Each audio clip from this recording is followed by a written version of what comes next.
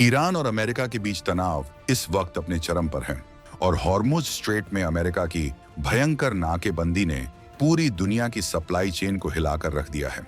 अप्रैल 2026 की ये वो तारीखें हैं जब समंदर की लहरें बारूद की गंध से भरी हुई हैं, लेकिन असली खेल वहां नहीं बल्कि लाल सागर के उस कोने में शुरू हो चुका है जहां से दुनिया का 15% व्यापार गुजरता है।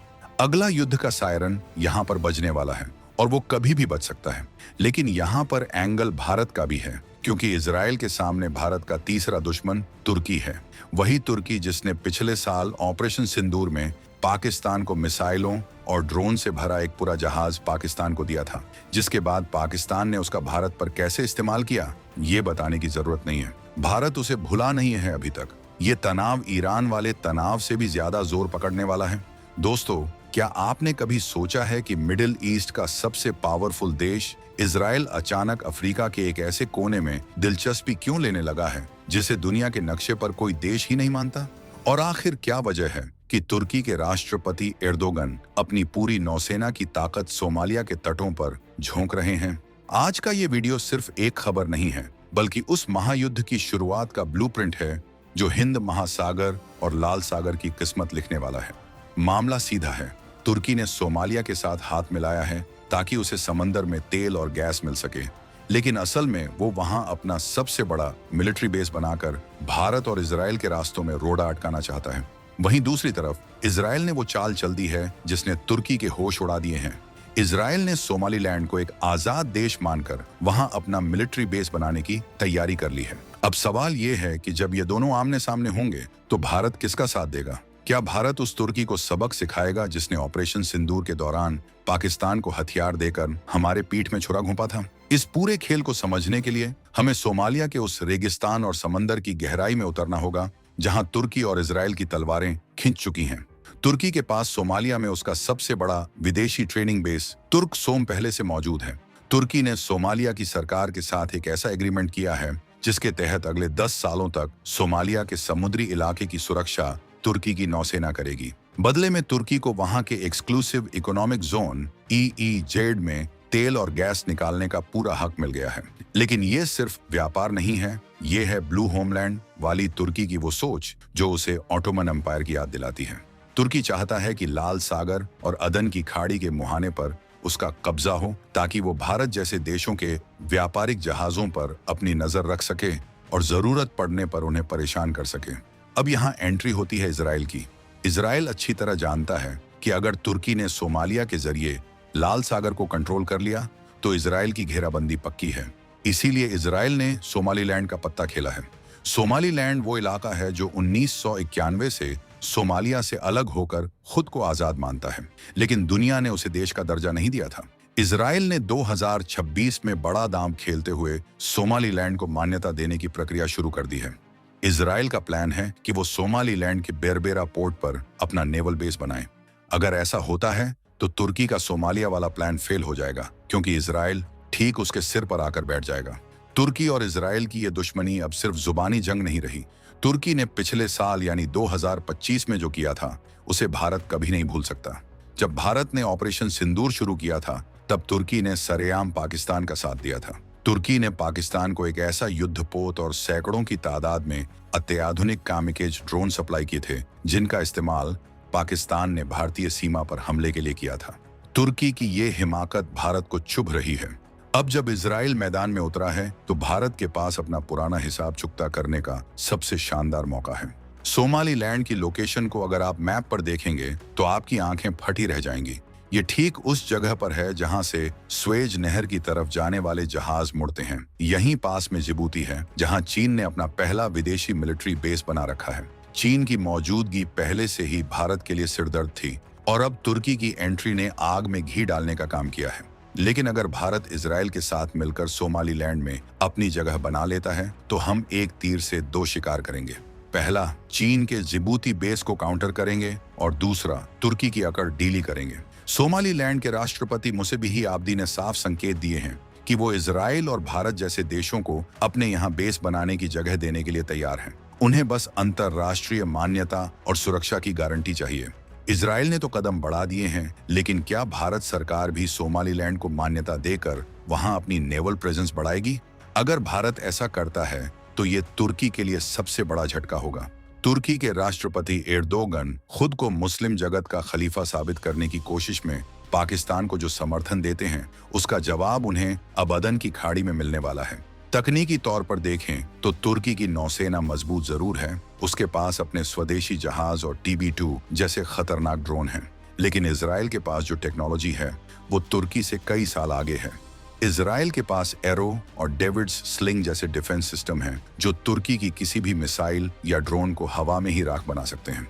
अगर सोमालीलैंड और सोमालिया के बीच युद्ध छिड़ता है तो असल में ये इजराइल और तुर्की का प्रॉक्सी वॉर होगा। इजराइल ने जिस तरह ईरान के एयर डिफेंस सिस्टम की धज्जियां उड़ाई थीं, ठीक वैसी ही तैयारी उसने अब तुर्की के लिए भी कर रखी है। भारत के लिए ये मामला सिर्फ दोस्ती का नहीं बल्कि नेशनल सिक्योरिटी का है। ऑपरेशन सिंदूर के जख्म अभी हरे हैं। तुर्की ने जिस तरह पाकिस्तान को हथियारों से लदा युद्धपोत भेजा था, उसने साबित कर दिया कि वो भारत का कभी दोस्त नहीं हो सकता। तुर्की के ड्रोन और मिसाइलें पाकिस्तान के हाथों में भारत के खिलाफ इस्तेमाल हो रही हैं। ऐसे में अगर भारत इजराइल को सोमालीलैंड में लॉजिस्टिक सपोर्ट या इंटेलिजेंस शेयरिंग के जरिए मदद करता है तो ये तुर्की की कमर तोड़ देगा। भारत के पास मौका है कि वो अपने SAGAR security and growth for all in the region vision के तहत इस इलाके में अपनी पकड़ मजबूत करे। तुर्की की घबराहट का अंदाजा आप इस बात से लगा सकते हैं कि जैसे ही इजराइल और सोमालीलैंड के बीच बातचीत की खबरें आईं, तुर्की ने फौरन अपने सबसे आधुनिक फ्रिगेट्स सोमालिया के मोगदिशु पोर्ट पर तैनात कर दिए। एर्दोगन जानते हैं कि अगर एक बार इजराइल वहां जम गया तो तुर्की का सारा पैसा जो उसने सोमालिया के तेल और गैस प्रोजेक्ट्स में लगाया है वो डूब जाएगा। तुर्की ने सोमालिया की सेना को ट्रेनिंग देने के नाम पर वहां अपनी पूरी फौज बिछा रखी है, लेकिन इजराइल की मोसाद और उसकी एयरफोर्स के सामने ये सब बहुत छोटा पड़ सकता है। सोमालीलैंड में भारत की एंट्री का मतलब है कि हम सीधे तौर पर चीन और तुर्की की जुगलबंदी को खत्म कर देंगे। चीन ने जिबूती में जो किला बनाया है वो भारत के व्यापारिक जहाजों के लिए हमेशा खतरा रहता है। सोमालीलैंड में इजराइल का बेस बनने का मतलब है कि भारत के पास भी वहां रुकने, तेल भरने और जरूरत पड़ने पर ऑपरेशन चलाने की सुविधा होगी। ये पूरी तरह से एक चेक एंड मेट वाली स्थिति है। इजराइल ने साफ कर दिया है कि वो तुर्की को भूमध्य सागर से लेकर लाल सागर तक कहीं भी मनमानी नहीं करने देगा। तुर्की का अहंकार उसे ले डूबेगा।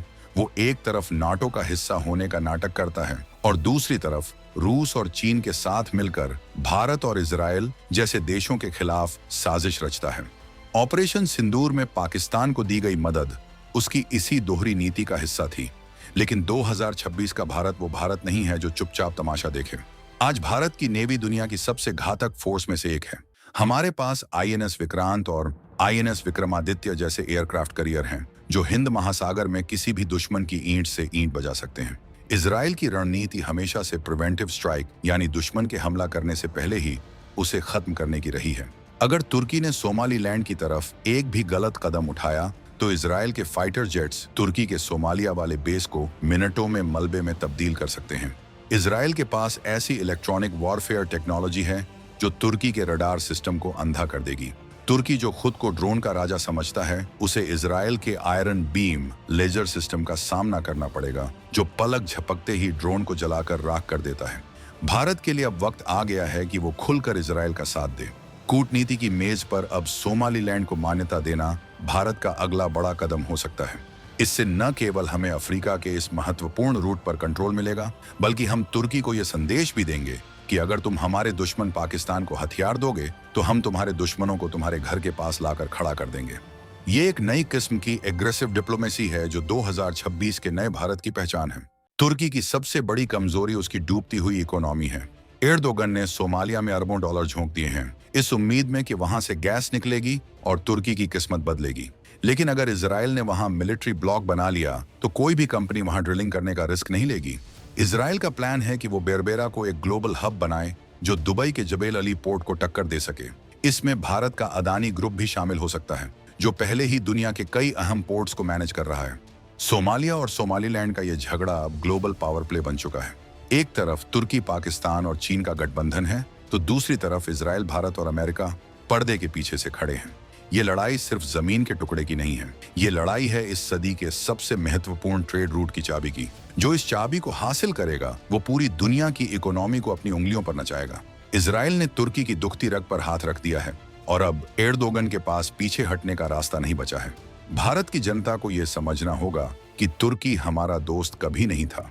उसने हमेशा अंतर्राष्ट्रीय मंचों पर कश्मीर के मुद्दे पर भारत के खिलाफ जहर उगला है। उसने हमेशा पाकिस्तान के आतंक को ढंकने की कोशिश की है। अब जब इजराइल तुर्की की अकड़ निकालने के लिए अफ्रीका पहुंच चुका है तो हर हिंदुस्तानी को खुशी होनी चाहिए। ये वही तुर्की है जो कभी खुद को यूरोप का हिस्सा बताता था, लेकिन आज वो कट्टरपंथ की राह पर चलकर पूरी दुनिया के लिए खतरा बन चुका है। इजराइल ने सोमालीलैंड को मान्यता देने की जो हिम्मत दिखाई है वो काबिले तारीफ है। दुनिया के बड़े देश अक्सर ऐसे फैसलों से डरते हैं क्योंकि उन्हें सोमालिया की सरकार और तुर्की की नाराजगी का डर रहता है। लेकिन इजराइल को पता है कि अगर आज उसने ये कदम नहीं उठाया तो कल तुर्की उसके समुद्री रास्तों को पूरी तरह ब्लॉक कर देगा। इजराइल की ये फॉरवर्ड पॉलिसी भारत के लिए एक सीख भी है। हमें भी अपने हितों की रक्षा के लिए समुद्री सीमा से दूर जाकर अपने दुश्मन के घेरे को तोड़ना होगा। लाल सागर में अब जो तनाव दिख रहा है वो एक बड़े तूफान की आहट है। तुर्की के युद्धपोत और इजराइल की सबमरीन एक दूसरे का पीछा कर रही हैं। किसी भी वक्त एक छोटी सी चिंगारी इस पूरे इलाके को बारूद के ढेर में बदल सकती है। लेकिन इस बार इजराइल अकेला नहीं है। उसे पता है कि भारत जैसा शक्तिशाली देश उसके पीछे खड़ा है। ऑपरेशन सिंदूर के दौरान तुर्की ने जो गलती की थी उसका हर्जाना अब उसे लाल सागर की लहरों में चुकाना पड़ेगा। इस पूरी कहानी में एक और ट्विस्ट है, सोमालीलैंड की सेना। भले ही ये एक छोटा सा इलाका है लेकिन इनकी सेना बहुत ही अनुशासित और बहादुर है। उन्होंने सालों से सोमालिया के हमलों को झेला है और अपनी आजादी को बचा कर रखा है। अब जब उन्हें इजराइल से आधुनिक हथियार और ट्रेनिंग मिलेगी तो वो तुर्की की मदद वाली सोमालियाई सेना के लिए काल बन जाएंगे। इजराइल उन्हें ऐसे एंटी शिप मिसाइल दे सकता है जो तुर्की के जहाजों को समंदर की तलहटी में सुला दें। भारत के रक्षा विशेषज्ञों का मानना है कि भारत को सोमालीलैंड में एक लॉजिस्टिक हब बनाना चाहिए। इससे हमारी नेवी को अदन की खाड़ी में लंबे समय तक रहने की ताकत मिलेगी। अभी हमें अपने जहाजों को ईंधन के लिए दूर जाना पड़ता है, लेकिन बेरबैरा में अगर हमारी पहुंच होती है तो हम 24 घंटे 7 दिन इस इलाके की निगरानी कर सकते हैं। ये न केवल पायरेसी को रोकेगा बल्कि तुर्की और चीन की हर हरकत पर हमारी नजर रहेगी। तुर्की की अकड़ का सबसे बड़ा कारण उसका बेअराक्तार ड्रोन प्रोग्राम है। इन ड्रोनों ने अजरबैजान और यूक्रेन की जंग में नाम कमाया था, लेकिन इजराइल के पास जो एंटी ड्रोन सिस्टम है वो इन बेअराक्तार ड्रोनों को खिलौना बना देता है। इजराइल का आयरन डोम और उसका नेवल वर्जन सी डोम किसी भी ड्रोन हमले को नाकाम करने में सक्षम है। तुर्की इसी बात से डरा हुआ है कि अगर उसका ये हथियार फेल हो गया तो दुनिया भर में उसकी मिलिट्री एक्सपोर्ट की मार्केट गिर जाएगी। आने वाले कुछ महीनों में हम देखेंगे कि कैसे इजराइल और तुर्की के बीच ये कोल्ड वॉर एक हॉट वॉर में तब्दील हो सकता है। सोमालिया ने धमकी दी है कि अगर किसी ने सोमालीलैंड के साथ हाथ मिलाया तो वो उसे अपनी संप्रभुता पर हमला मानेगा। लेकिन इजराइल ने साफ कह दिया है कि वो अपनी सुरक्षा के लिए किसी भी हद तक जाएगा। भारत भी अब खामोश नहीं रहेगा। पीएम मोदी की लीडरशिप में भारत ने साफ कर दिया है कि जो हमारे खिलाफ साजिश रचेगा उसे हम उसके घर में घुसकर मारेंगे। तुर्की ने पाकिस्तान को युद्धपोत दिया तो भारत इजराइल को वो ताकत देगा जो तुर्की का गुरूर तोड़ दे। ये 2026 है। यहाँ दोस्ती के बदले दोस्ती और दुश्मनी के बदले दोगुनी दुश्मनी मिलती है। तुर्की ने सोचा था कि वो सोमालिया में बैठकर हिंद महासागर का राजा बन जाएगा, लेकिन उसे नहीं पता था कि इजराइल और भारत की जोड़ी उसकी हर चाल को मात देने के लिए तैयार बैठी है। लाल सागर का ये इलाका अब दुनिया का नया बैटल ग्राउंड बन चुका है। एक तरफ वो लोग हैं जो समंदर पर कब्जा करके दुनिया को ब्लैकमेल करना चाहते हैं और दूसरी तरफ वो देश हैं जो फ्रीडम ऑफ नेविगेशन और अपने राष्ट्रीय हितों की रक्षा कर रहे हैं। इजराइल की सोमालीलैंड में एंट्री ने गेम को पूरी तरह से बदल दिया है। अब तुर्की को अपनी हर चाल सोच समझकर चलनी होगी, क्योंकि एक भी गलत कदम उसकी नौसेना का अंत कर सकता है। ईरान के बाद अब इजराइल के निशाने पर तुर्की है। इजराइल ने जिस तरह हमास, हिजबुल्लाह और ईरान के नेटवर्क को तबाह किया है, ठीक वैसी ही तैयारी उसने एर्दोगन के साम्राज्य के लिए भी की है।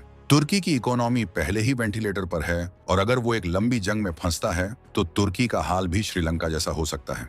इजराइल जानता है कि तुर्की को हराने के लिए उसे सिर्फ उसके मिलिट्री बेस को निशाना बनाना है, बाकी काम तुर्की की जनता खुद कर देगी। भारत के लिए सोमालीलैंड एक रणनीतिक रत्न, स्ट्रेटेजिक जेम की तरह है। अगर हमने इस मौके को गंवा दिया तो हमें फिर कभी ऐसा चांस नहीं मिलेगा। इजराइल ने रास्ता दिखा दिया है, अब भारत को उस रास्ते पर चलकर अपनी ताकत दिखानी है। तुर्की ने ऑपरेशन सिंदूर में जो किया वो उसकी सबसे बड़ी भूल थी। उसने एक सोए हुए शेर को जगा दिया है। अब भारत की नेवी और इजराइल की एयरफोर्स मिलकर लाल सागर की लहरों पर एक नई इबारत लिखेंगे। तुर्की के राष्ट्रपति एर्दोगन को अब समझ जाना चाहिए कि पाकिस्तान का साथ देकर उन्होंने भारत से जो दुश्मनी मोल ली है उसकी कीमत बहुत भारी होने वाली है। इजराइल सोमालीलैंड में जो बेस बनाने जा रहा है वो तुर्की के लिए एक ऐसा घेरा होगा जिससे वो कभी बाहर नहीं निकल पाएगा। भारत के पास अब वो मौका है कि वो ग्लोबल साउथ का लीडर बनकर उभरे और तुर्की जैसे देशों को उनकी औकात दिखाए। इस पूरी जंग में सबसे बड़ा फायदा सोमालीलैंड की जनता का होगा। उन्हें दशकों बाद वो पहचान मिलेगी जिसके वो हकदार हैं। इजराइल और भारत के निवेश से वहां की इकोनॉमी बदलेगी और उन्हें तुर्की समर्थित सोमालिया के जुल्मों से आजादी मिलेगी। ये सिर्फ एक मिलिट्री बेस की बात नहीं है, ये एक दबे कुचले इलाके को दुनिया के नक्शे पर लाने की बात है। और इसमें इजराइल का साथ देना भारत की सबसे बड़ी कूटनीतिक जीत होगी। तुर्की के ड्रोन, उसकी मिसाइलें और उसके जहरीले बयान अब उसके किसी काम नहीं आएंगे। इजराइल की चाल ने उसे चारों तरफ से घेर लिया है। सोमालिया में तुर्की की मौजूदगी अब एक लायबिलिटी बन गई है। उसे हर पल डर रहेगा कि कब इजराइल का एक फाइटर जेट उसके बेस को उड़ा दे। और भारत की मौजूदगी उसे ये याद दिलाती रहेगी कि उसने ऑपरेशन सिंदूर में पाकिस्तान का साथ देकर कितनी बड़ी गलती की थी। ये कहानी अभी खत्म नहीं हुई है, ये तो बस शुरुआत है। लाल सागर की गहराई में अभी बहुत से राज दफन हैं जो आने वाले समय में बाहर आएंगे। तुर्की और इजराइल की ये जंग आने वाले सालों में ग्लोबल पॉलिटिक्स का सबसे बड़ा हिस्सा होगी। भारत की भूमिका इसमें सबसे निर्णायक होने वाली है। क्या भारत सोमालीलैंड को मान्यता देकर इतिहास रचेगा? क्या हम इजराइल के साथ मिलकर तुर्की के साम्राज्य का अंत करेंगे? भारत ने हमेशा शांति का रास्ता चुना है, लेकिन अगर कोई हमारी संप्रभुता को चुनौती देता है या हमारे दुश्मनों को हथियार सप्लाई करता है तो हम उसे छोड़ते नहीं हैं। तुर्की ने पाकिस्तान को युद्ध पोत देकर लक्ष्मण रेखा पार की थी। अब भारत और इजराइल मिलकर उस रेखा के बाहर तुर्की का हिसाब करेंगे। ये जंग सिर्फ हथियारों की नहीं बल्कि आत्मसम्मान की है। 2026 का ये साल दुनिया को दिखा देगा कि जब दो ताकतवर दोस्त मिलते हैं तो दुश्मनों का क्या हाल होता है। इजराइल की एयरफोर्स के पास वो ताकत है कि वो हजारों मील दूर जाकर भी स्ट्राइक कर सकती है। सोमालीलैंड के बेस से तो तुर्की का सोमालिया वाला बेस उनकी पहुंच में महज चंद मिनटों की दूरी पर होगा। तुर्की के पास वहां कोई मजबूत एयर डिफेंस नहीं है। अगर जंग होती है तो तुर्की के सैनिक वहां सिर्फ बैठकर अपनी तबाही का मंजर देखेंगे। इजराइल ने ईरान में जो ट्रेलर दिखाया था उसकी पूरी फिल्म अब सोमालिया के तटों पर रिलीज होने वाली है। सोमालीलैंड की सरकार ने भारत को न्योता दिया है। अब गेंद भारत के पाले में है। हमें डरने की जरूरत नहीं है कि तुर्की क्या सोचेगा या चीन क्या करेगा। हमें सिर्फ ये सोचना है कि हमारे देश के लिए क्या सही है। ऑपरेशन सिंदूर की यादें हमें ये बताने के लिए काफी हैं कि तुर्की हमारा सगा कभी नहीं हो सकता। उसकी अकड़ निकालने का समय आ गया है और इजराइल इस काम में हमारा सबसे बड़ा पार्टनर है। लाल सागर का पानी आने वाले दिनों में और भी ज्यादा गर्म होने वाला है। तुर्की और इजराइल के युद्धपोत एक दूसरे के सामने तैनात हैं। क्या ये दुनिया के तीसरे विश्व युद्ध की आहट है या फिर ये सिर्फ एक क्षेत्रीय वर्चस्व की जंग है? जो भी हो, भारत को अपनी तैयारी पूरी रखनी होगी। हमारी नेवी अब दुनिया के किसी भी कोने में जाकर अपने हितों की रक्षा करने में सक्षम है। तुर्की का पतन शुरू हो चुका है। एर्दोगन की विस्तारवादी नीतियां उन्हें और उनके देश को विनाश की ओर ले जा रही हैं। दूसरी तरफ इजराइल है जो अपनी सुरक्षा के लिए कुछ भी कर गुजरने को तैयार है। भारत इन दोनों के बीच में एक ऐसी शक्ति है जो इस संतुलन को बना भी सकता है और बिगाड़ भी सकता है। हमने इजराइल का साथ देने का मन बना लिया है क्योंकि इजराइल ने हर मुश्किल वक्त में भारत का साथ दिया है। तुर्की ने पाकिस्तान को जो हथियार दिए थे वो अब उसके लिए ही मुसीबत बनने वाले हैं। भारत ने उन हथियारों का तोड़ निकाल लिया है और अब हम तुर्की के सोर्स को ही खत्म करने जा रहे हैं। सोमालीलैंड में इजराइल का बेस बनना तुर्की के ताबूत में आखिरी कील साबित होगा। एर्दोगन ने सोचा था कि वो मिडिल ईस्ट के शेर बनेंगे, लेकिन उन्हें नहीं पता था कि अफ्रीका के रेगिस्तान में इजराइल जैसा शिकारी उनका इंतजार कर रहा है। भारत की कूटनीति अब वेट एंड वॉच वाली नहीं रही। अब हम डू एंड अचीव वाले मोड में हैं। सोमालीलैंड को मान्यता देना सिर्फ एक समय की बात है। जैसे ही भारत ये कदम उठाएगा, पूरी दुनिया के समीकरण बदल जाएंगे। तुर्की अलग थलग पड़ जाएगा और पाकिस्तान का सबसे बड़ा सहारा भी खत्म हो जाएगा। ये मास्टर स्ट्रोक होगा जो भारत को एक ग्लोबल सुपर पावर के रूप में स्थापित करेगा। सोमालिया में तुर्की की हार तय है। उसके पास न तो इजराइल जैसी टेक्नोलॉजी है और न ही भारत जैसी ग्लोबल सपोर्ट। वो सिर्फ कुछ कट्टरपंथी गुटों और पाकिस्तान जैसे कंगाल देश के भरोसे बैठा है। लेकिन जब सामने इजराइल की मिलिट्री मशीन और भारत की स्ट्रेटेजिक पावर हो तो हार के अलावा कुछ नहीं मिलता। तुर्की की अकड़ अब ढीली पड़ने वाली है। लाल सागर में कंट्रोल की ये जंग अब अपने अंतिम चरण में पहुंच रही है। इजराइल ने सोमालीलैंड में अपनी जमीन तैयार कर ली है। तुर्की घबराया हुआ है और पाकिस्तान सदमे में है। भारत की खामोशी इस वक्त सबसे ज्यादा डरावनी है, क्योंकि सबको पता है कि जब भारत बोलता है तो फिर पूरी दुनिया सुनती है। ऑपरेशन सिंदूर का बदला लिया जाएगा और उसका मैदान होगा लाल सागर। भारत के लिए यह समय एकजुट होने का है। हमें अपने दुश्मनों की हर चाल को नाकाम करना है। तुर्की और इजराइल के बीच का यह तनाव हमें एक बड़ा अवसर दे रहा है। हमें इस अवसर को भुनाना होगा और दुनिया को दिखाना होगा कि भारत के साथ दुश्मनी करना कितना महंगा पड़ता है। इजराइल हमारा दोस्त है और हम अपने दोस्त के साथ कंधे से कंधा मिलाकर खड़े हैं। तुर्की की नौसेना अगर सोमालिया में इजराइल को रोकने की कोशिश करती है तो ये उसकी सबसे बड़ी भूल होगी। इजराइल की नेवी छोटी है, लेकिन उसकी मारक क्षमता जबरदस्त है। उनकी सार क्लास की मिसाइल बोट्स और उनकी सबमरीन तुर्की के बड़े से बड़े जहाज को डुबोने के लिए काफी हैं। तुर्की के पास संख्या बल हो सकता है, लेकिन इजराइल के पास वो एक्स फैक्टर है जो जंग जीतता है। भारत भी अपनी नेवी को आधुनिक बना रहा है। हमारे नए डिस्ट्रॉयर्स और फ्रिगेट्स में जो ब्रह्मोस मिसाइलें लगी हैं, वो दुनिया की सबसे तेज क्रूज मिसाइलें हैं।